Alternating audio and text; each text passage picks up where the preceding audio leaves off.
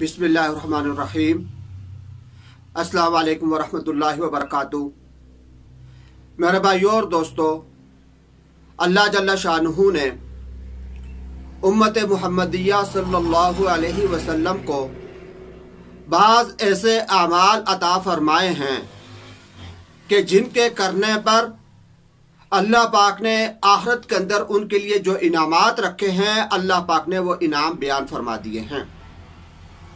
उन्हीं अमाल में से, उन्हीं इनामात में से बाज़ अमाल पर अल्लाह तबारक व तआला ने ये इनाम रखा है कि जन्नत के अंदर उसके लिए महल तामीर फरमाएंगे।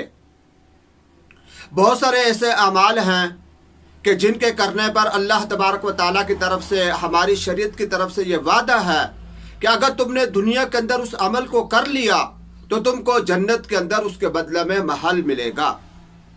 मैं 3-4 अमाल आपके सामने रखूंगा कि जिनके ऊपर यह वादा किया गया कि हमें जन्नत के अंदर महल मिलेगा। सबसे पहला अमल तो यह है जिसके ऊपर अल्लाह तबारक व तआला की तरफ से, हमारी शरीयत की तरफ से यह वादा है कि जो इंसान इस अमल को करेगा, अल्लाह तबारक व तआला जन्नत के अंदर उसके लिए सोने का महल तामीर फरमाएंगे। वो अमल यह है कि रोजाना 12 रकात सुन्नत मुअक्कदा अदा करना। यानी हम पर जो 5 नमाजें फ़र्ज हैं, इन 5 फ़र्ज नमाजों के साथ साथ हम जो रोज़ाना 12 रकात सुन्नत मुअक्कदा अदा करते हैं, यानी फजर की 2 रकात, ज़ोहर की 4 सुन्नतें, फजर की 2 सुन्नतें, ज़ोहर की 4 सुन्नतें, फिर उसके बाद ज़ोहर के फ़र्ज़ों के बाद 2 सुन्नतें, 8 हो गई।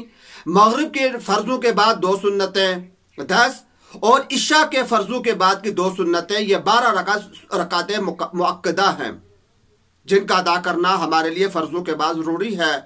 इन पर यह वादा है कि जो इंसान इनको अदा करेगा, अल्लाह तबारक व तआला उसको जन्नत के अंदर सोने का महल अता फरमाएंगे। अमल नंबर 2, सूरह इखलास के मुतालिक आता है कि जो इंसान 10 मरतबा सूरह इखलास पढ़ेगा तो इसके बदले में भी अल्लाह तबारक व तआला जन्नत के अंदर सोने का महल अता फरमाएंगे। 10 मरतबा सूरह इखलास का पढ़ना, इस पर जो सवाब मिलता है वो 3 कुरान पाक ख़त्म करने से ज़्यादा सवाब भी है, और इस पर जो इनाम मिलेगा वो जन्नत के अंदर सोने का महल मिलेगा।